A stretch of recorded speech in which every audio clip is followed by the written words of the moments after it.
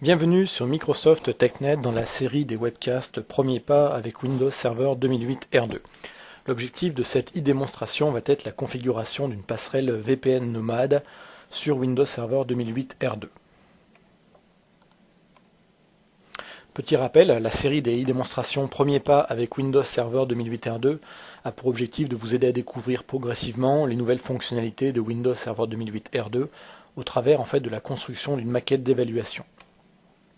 Dans cet exemple, la plateforme va être composée de quelques serveurs, un premier contrôleur de domaine Active Directory LH01R2, faisant également office de PKI, un serveur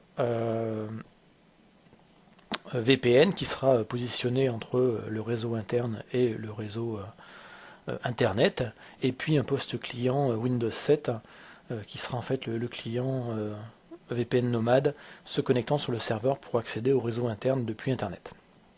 LH99R2 est un serveur DNS simulant le DNS public et un web public. Donc première partie de la démonstration va se passer sur le LH05R2, donc le serveur VPN qui a deux interfaces réseau. Ensuite, on verra la configuration des comptes utilisateurs sur le contrôleur de domaine Active Directory. Et puis on terminera la troisième partie de cette e-démonstration sur le poste Windows 7 RTM pour la configuration d'une connexion VPN et son établissement.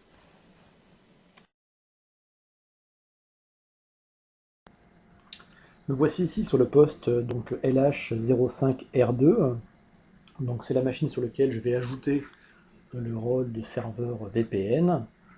Donc dans la liste des rôles disponibles, je vais aller sur Network Policy and Access Service.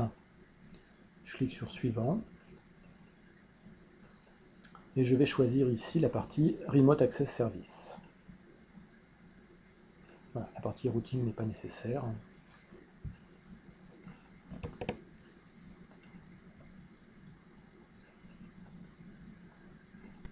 On clique sur Install donc, pour l'installation des différents binaires liés à ce service.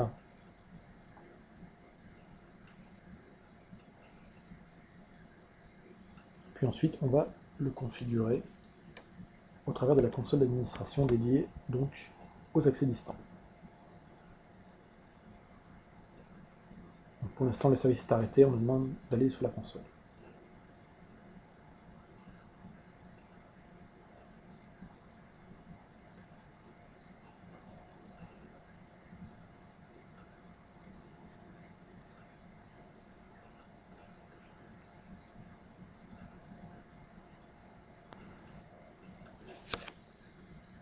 Ensuite, eh bien, on va configurer, donc on va déjà vérifier le paramétrage réseau de cette machine, le paramétrage même de la partie VPN.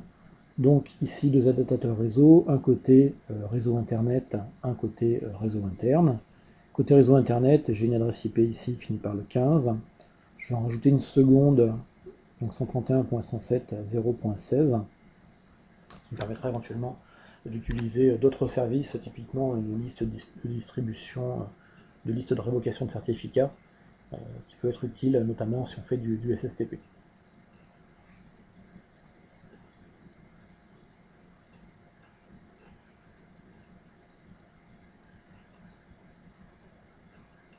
Ensuite, si on veut faire également du SSTP sur cette machine, on va avoir besoin d'un certificat de type serveur web.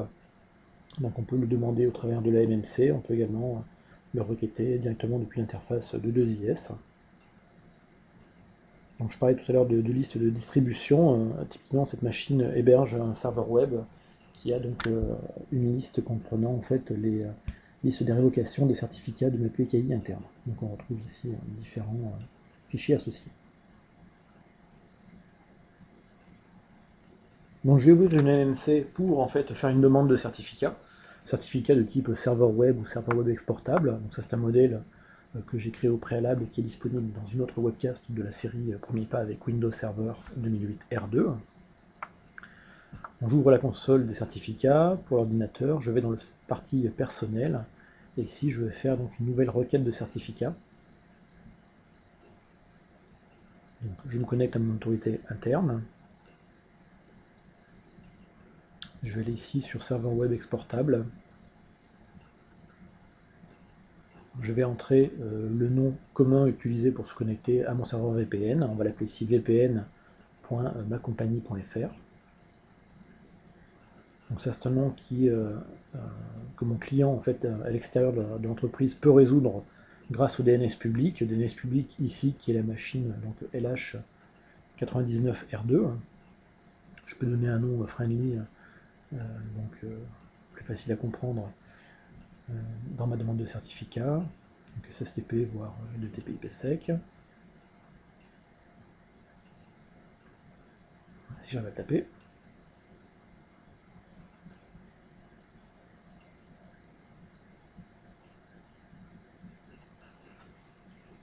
Voilà, donc la demande d'enregistrement de certificat s'est bien passée. Normalement, mon certificat est présent ici. Ensuite, je vais aller donc ouvrir la console d'administration en fait de RRAS.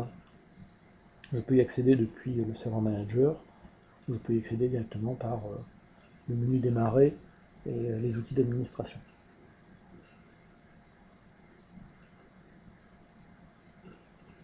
Serveur manager qui prend toujours un petit peu de temps en fait pour charger l'ensemble des informations. Effectivement, il agrège la plupart des contenus dans des feuilles résumées. Donc on passe par le Routing and Remote Services, qui est donc la console d'administration de RRAS, qui par défaut donc est à rouge. Pour l'instant, il n'a pas été configuré. On va faire bouton droit sur le serveur, configurer le Remote and Remote Access. On va choisir ici de faire donc un serveur VPN. Donc on va prendre la première option. Donc là, c'est uniquement le VPN qui nous intéresse, non pas le dial-up qui est une connexion via modem. Uniquement VPN. Je vais définir ici quelle est l'interface qui est connectée sur Internet. Donc ici, c'est mon interface que j'ai appelée WAN. On retrouve ici deux adresses IP présentes sur cette interface. Je vais désactiver ici le filtrage de paquets, tout simplement parce que j'ai d'autres services qui sont actuellement utilisés. J'ai pas envie de créer de problème. Et je vais choisir de prendre une plage adresse IP statique que je vais affecter en fait à mes clients VPN. On va prendre la 107.0. Par exemple 150 jusqu'à 131.107.0.160, ce qui nous fait 11 adresses IP, 11 clients potentiels par VPN. Donc authentification Radius ou authentification normale via Active Directory. J'ai pris la normale via Windows. Ensuite, ça on peut le changer.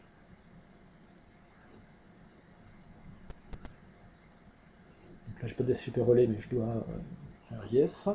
Ensuite, mes services RRAS vont redémarrer. On va voir qu'ils vont passer à un état de statut vert dans l'arborescence de droite. Voilà. Là, normalement, mon serveur VPN est opérationnel, avec par défaut 128 ports sur PPTP, 128 sur LDTP, 128 sur SSTP et 128 sur IKEv2, appelé également VPN Reconnect, une des nouveautés en fait de Windows Server 2008 R2 couplé avec des postes clients Windows 7.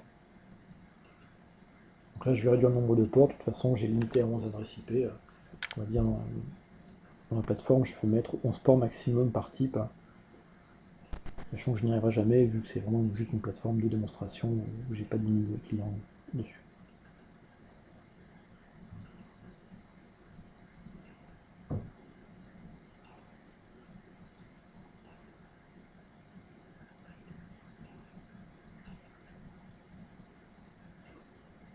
On peut également aller voir les propriétés du serveur. Dans les propriétés du serveur, on va retrouver des onglets liés à la sécurité, où ici on pourrait changer l'authentification à la passer en Radius. C'est également ici une des nouveautés de 2008 R2, où on peut choisir quel est le certificat en fait à utiliser pour faire du SSTP. Donc ça, au préalable, dans Windows Server 2008, il faut faire une ligne de commande en ETSH pour pouvoir configurer ce fameux certificat.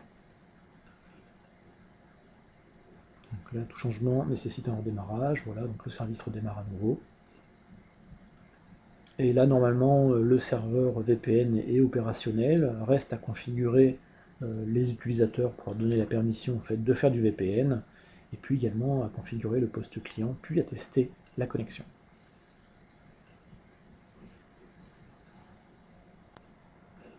Donc ici, on est sur le serveur LH01, c'est le contrôleur de domaine Active Directory. Je vais aller prendre ici un des comptes utilisateurs, en l'occurrence je vais prendre le compte administrateur juste pour la démonstration. Et sur l'onglet Dial-in, je vais autoriser les accès à distance, donc Network Access Permission. Si j'étais en Radius, je laisserai la propriété par défaut.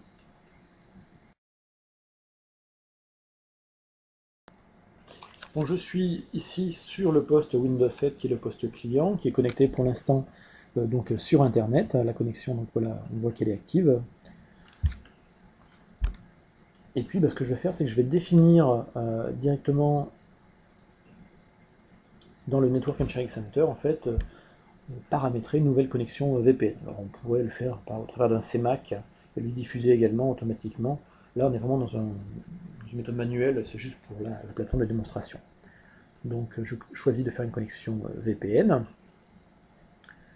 Je vais donner ici l'adresse IP de ma machine, donc l'adresse IP externe. Donc j'ai mis un nom, c'est plus simple, vpn.macompagnie.fr. Le nom de ma connexion, donc là je mets le nom que j'ai envie. On peut choisir ici d'utiliser ou pas une carte à puce, d'autoriser ou pas le partage de cette connexion VPN ou de son utilisation par tous les postes, tous les utilisateurs. Là, je peux taper un nom d'utilisateur et son domaine.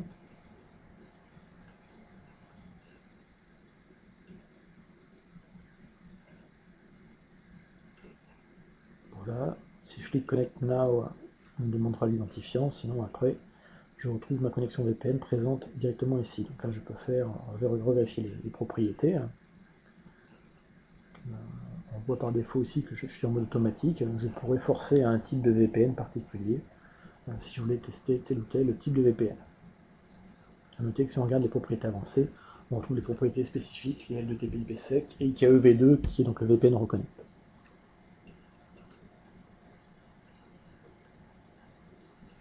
Donc, je vais taper le mot de passe de l'administrateur, vérifier que la connectivité VPN fonctionne.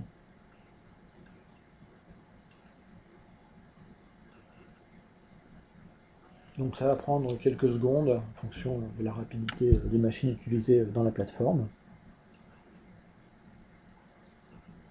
A noter, c'est qu'on peut également lancer en fait la connexion VPN simplement en venant cliquer en bas à droite dans la barre des icônes sur l'icône du réseau. On doit voir apparaître normalement la liste des connexions VPN disponibles sur la machine.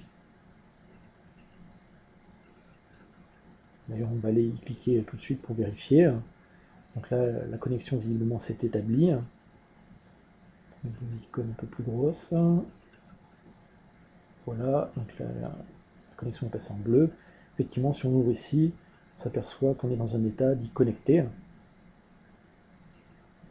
De la même façon, il est très simple donc de démarrer la connexion directement depuis cette interface ou de la couper également depuis cette interface. Vérifions quand même qu'on a bien reçu les bons paramètres IP donnés par le serveur VPN. Donc sur la connexion qui s'appelle connexion VPN, on voit bien une adresse 131.107.0.152 correspondant à une des adresses définies dans la plage précédemment sur le serveur RRAS. De même ici, donc je peux venir déconnecter, simplement en cliquer, et donc la connexion est arrêtée proprement.